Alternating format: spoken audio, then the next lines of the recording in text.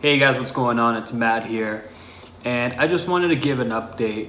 I applied for the payment protection program with Bank of America, and they got back to me. So I just wanted to go over that with you guys, kind of show you what the process was, how I applied, where I applied, and how they responded to me back. I didn't get funded yet, but I'm just waiting for them to get back in touch with me after I sent all the necessary documents to them. So I'm gonna show you guys on the computer what I did and what that process was like and what my experience has been like so far. And if you haven't already, hit that subscribe button. I'm going to keep posting new videos about my experience applying for the PPP and the EIDL loan.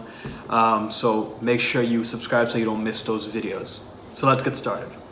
So to start off, we're going to Google Bank of America PPP.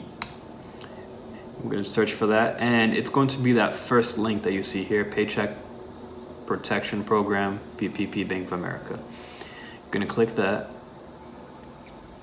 and there's going to be a little message here that they wrote with some information about what they're doing for their small businesses. Now, I believe that you must have, you must have a small business lending and small business checking relationship. So you need to have an account with Bank of America and a credit card or some type of loan with Bank of America. Or you must have a small business checking account that was opened no later than February 15, 2020. And that you do not have any business credit cards or borrowing relationships with any other banks, so no loans with any other banks. I think that's a ridiculous rule. So if you do meet these requirements, definitely go ahead and apply with Bank of America, and I'll show you how that process is right now. So we're gonna go ahead and click apply now, okay? And it's gonna take you to this page here. So then you're gonna log in with your business ID, online ID, and your business account passcode. And you're gonna go into that, and it's gonna take you to the application. So I've gone in and signed in, and immediately it takes me to the form that I fill out. So you're gonna follow all these instructions here that they have and fill out all the information that they ask for here. All these questions, purpose of the loan, deposit account, it's gonna bring up your account, and then you're going to hit continue. At one point in the application, it's going to ask you these questions here. You're going to answer these accurately. Now, after you've sent in your application and they give you your confirmation and everything, you're going to get an email later on once they process your application, and it's going to look like this.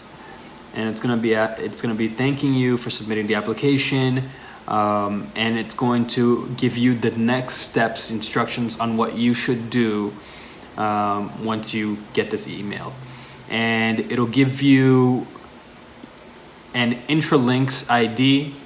And Intralinks is a company that provides cloud documentation software and services that allows applicants like us to upload necessary documents that the organization needs up to the cloud, and then the organization like Bank of America would be able to access those documents. They're working with this company called Intralinks. At first, I thought it was kind of like a scam. I thought this was weird.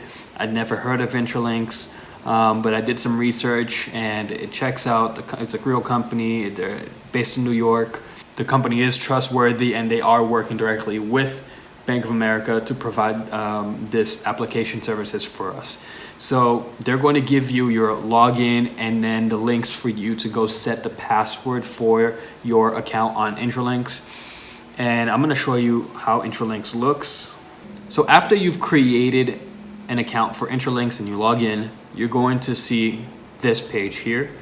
And it's going to have two folders, one called instructions, and then the other one's going to be called whatever the name of your company is, with like a series of numbers before it. So when you open up the instructions folder, you'll see a few documents that has been pre-uploaded by Bank of America that you need to fill out and then upload it back and send it to them.